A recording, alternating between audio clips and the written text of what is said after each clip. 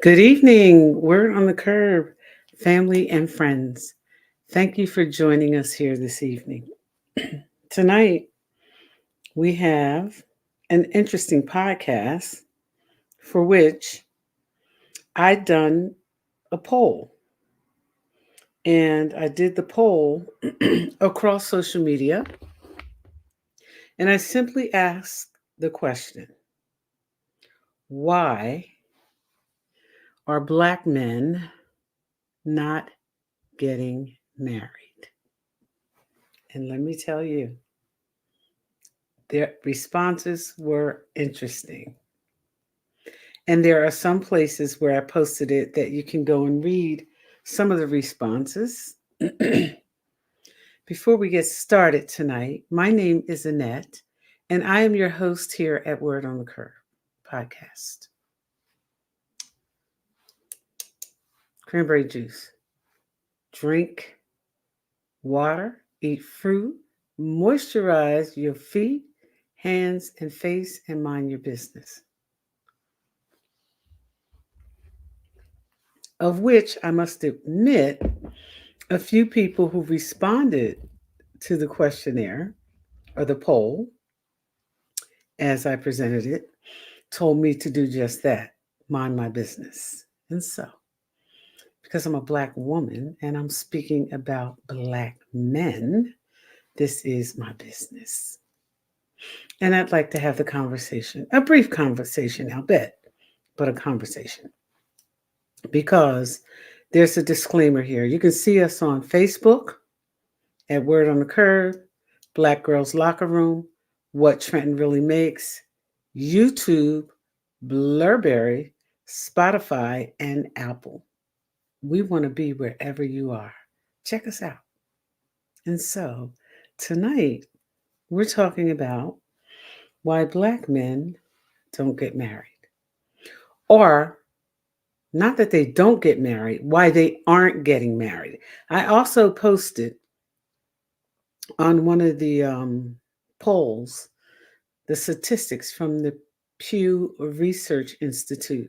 And I'd also researched other legitimate outlets for information. And the bottom line is we're getting married at a lesser rate than most others.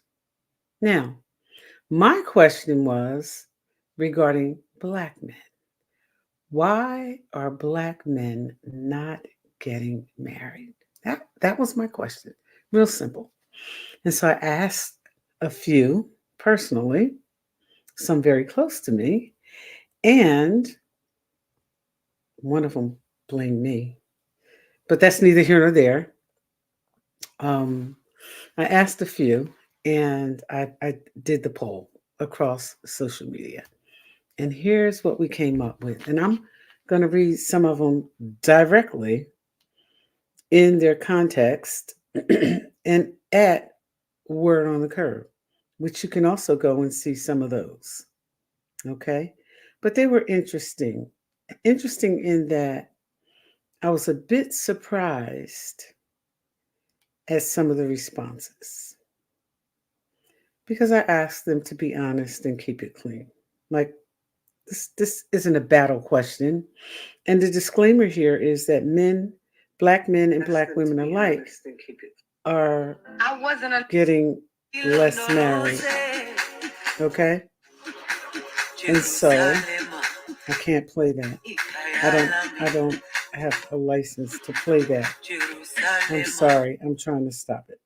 Okay, and get to some of the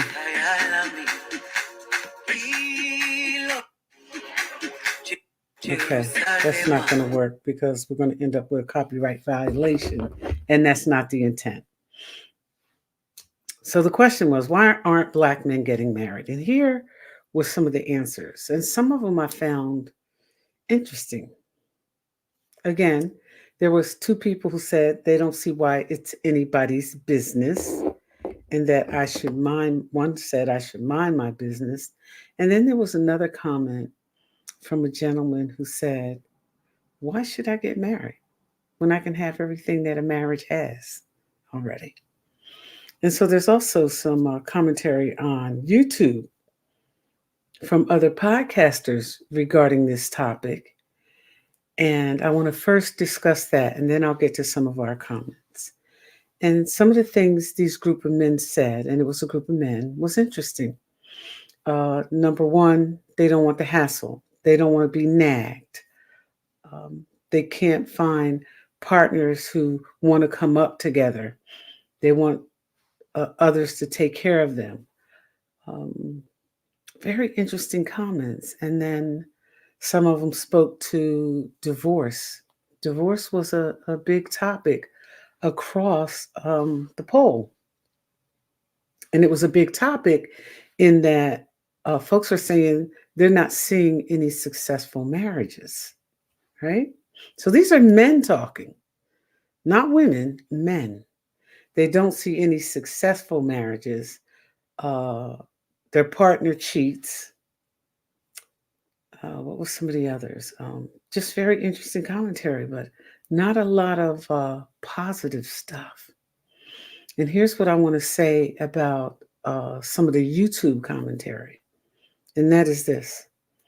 Today, the reality is many people hook up, get married, start living as if they're married. And that was one of the other commentary, one of the other comments on YouTube that they're living as if they're already married.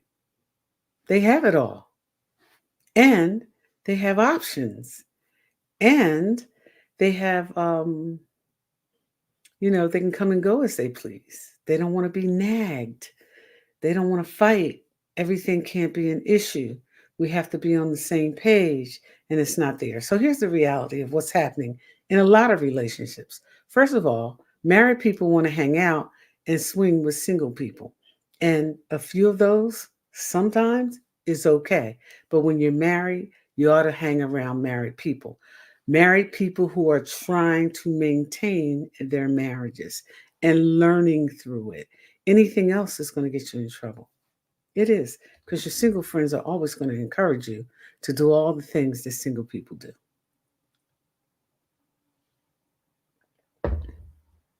The other commentary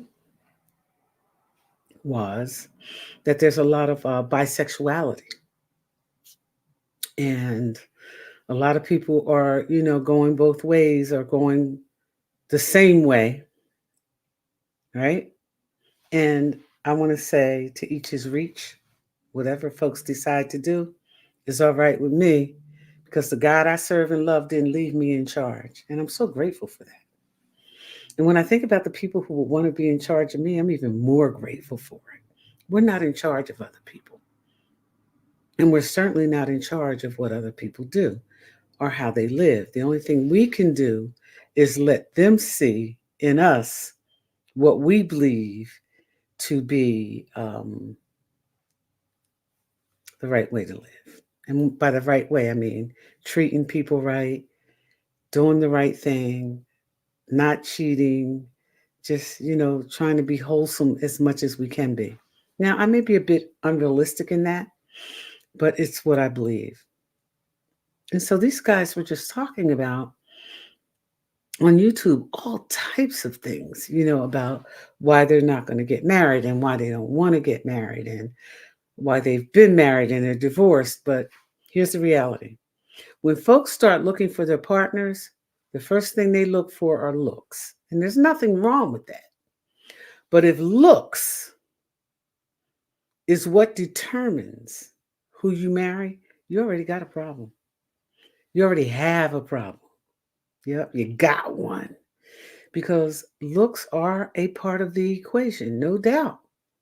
But if that's all it's about, what they look like, what they wear, their hair and this, that, and the other, and there's no concern for character, you're going to get what your hand calls for. And that's what's happening in a lot of marriages, in a lot of partnerships.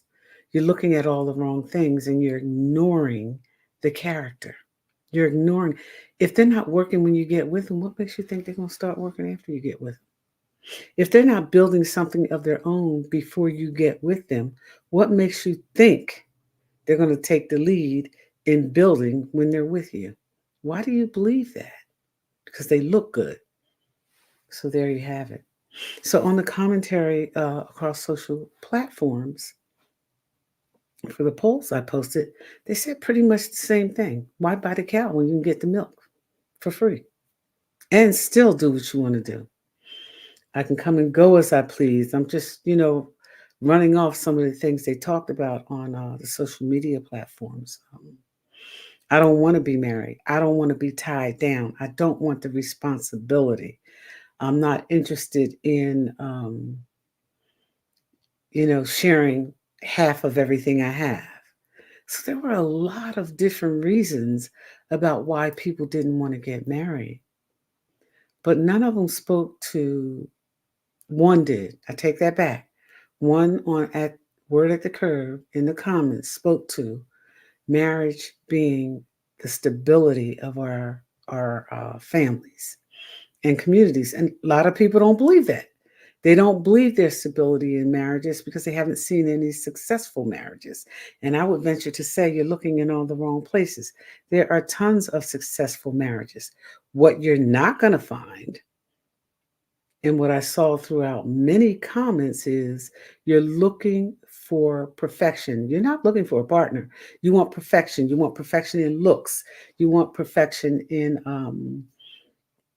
how your partner behaves. You want perfection in your relationships. You want to be able to do what you want to do and not hear any feedback from your partner. That's not going to happen. In the real world, that's not going to happen. And anybody who's behaving like that does not value you or themselves, and eventually it's going to fail anyway. You know, I hear men say that they date certain women because they're not combative. They don't ask questions. They don't nag. No, that's because they don't care. They want the caretaking. So the same thing you're complaining about, you're giving to somebody else.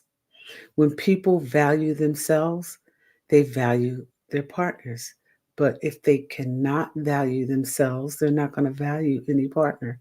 And I don't care how good you are, and I don't care what you do. If you don't value yourself, you can't value anybody else. If you don't love yourself, you can't love anybody else. And I think that we got this love thing all mixed up and twisted up in the game. And by that, I mean, you think it's a game and it's not. Many people are suffering from, and this came across in the comments, past hurts. They haven't gotten rid of the baggage. So they don't see themselves, um, partnering with anybody else. And I'm here to tell you that having been married, having had one failed marriage and one successful marriage, successful, not perfect. I can tell you that when people genuinely love each other and are willing to go to bat for each other and keep other folks out of their business and be respectful of each other, you're going to fight. Things are going to happen. They are. You have to determine how much it's worth fighting for, because the trash that's out here right now deserves to be at the curb. And that's the word, on the curb. It deserves to be at the curb. A lot of people don't know about loyalty. They don't know about faithfulness. They don't know about fighting through the tough times. They don't know about the struggle together. They don't know about working together. They don't know about character. They don't know about goodwill. And they certainly don't know about grace. And grace is simply forgiveness. And in any relationship, when you find that you can't forgive, what I can tell you for sure is there'll be no peace. In marriages, you have to learn to forgive. You know how you go to work and your coworker gets on your nerves? You guys might not know anything about that because, everything's great and you love your coworkers. But for those of us who didn't always love them, and there was a lot of trauma bonding because you have to be with them every day, but you found a way to forgive them. You know how you forgive your best friend when they're not loyal? all the time? You know how you forgive your friends, that you keep company with? You know how you forgive others? You have to forgive your mate as well. You have to forgive your mate. You have to forgive your spouse. And you have to learn how to move on. That's right. You do. Marriage is for better or for worse. And until people learn how to work through the difficult times, they're going to have difficult times. There are no perfect marriages. Talk to some folks who've been married for a while.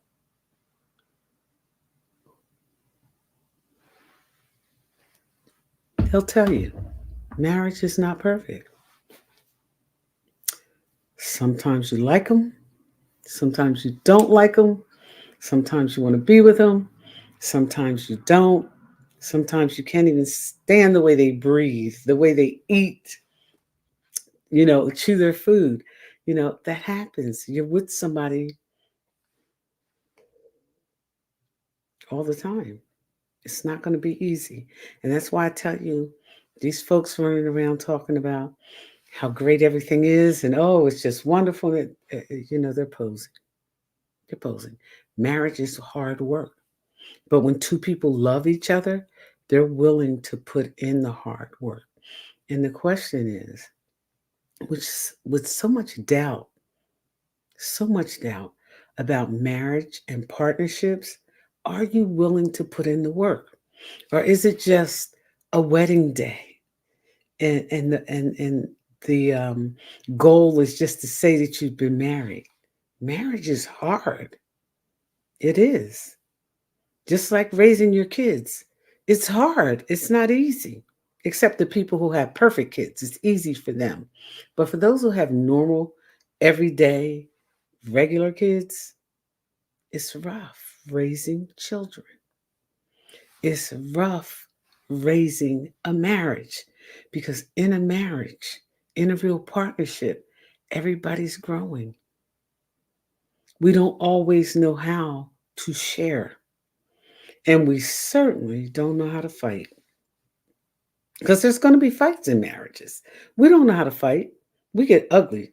We get, low down, dirty, kicking, scratching, biting with it, you know, talking about each other. Excuse me. Talking about things that hurt. Yeah, we don't know how to fight. And I would venture to say, for all of the licensed um, clinical therapists out there, one of the biggest area that needs improvement, aside from dealing with our childhood hurts, is for married people and people in relationships to learn how to fight fair. Mhm. Because that's another topic. They were tired of fighting, right? Fighting is not always a win or lose. Sometimes it's just simply a disagreement. And it's okay to disagree. It really is. It's okay to disagree. Even in marriages, solidarity wins. That's when two people are on the same page with the same goals, who are not perfect, who don't always get it right, but they want to be in it to win it. You know, the next time you decide to get into a relationship, before you do, I'd ask you to take your time because this is why people are not getting married.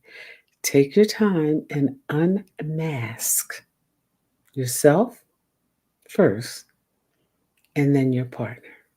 Unmask your partner. Take the time to get to know who they are. Take the time to get to know their families. Because, see, when you marry somebody, you marry the family too. Yep, you marry your in laws and outlaws. You do. And if there's going to be any measure of peace, you have to get along with them to some degree, whether you like it or not.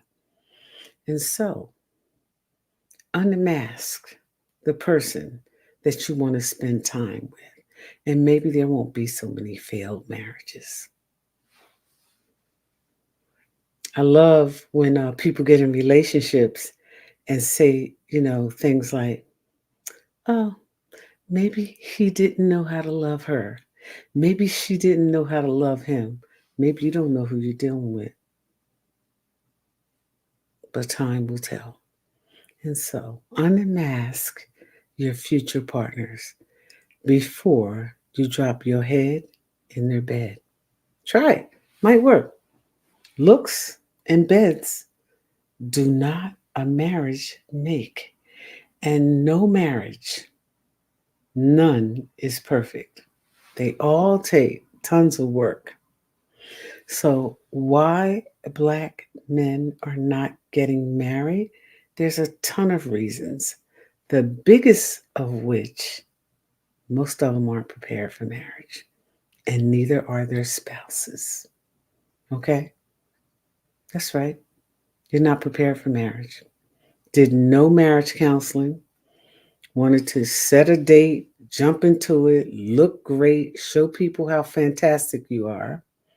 And you didn't do any work on the partnership. So, word on the curve is there's a lot of different reasons why Black men are not getting married, none of which include that they found the right partner, they worked on it, they unmasked them first, they spent time getting to know them, and they included character in their list of must haves. None of those complaints mentioned any of those things. My name is Annette.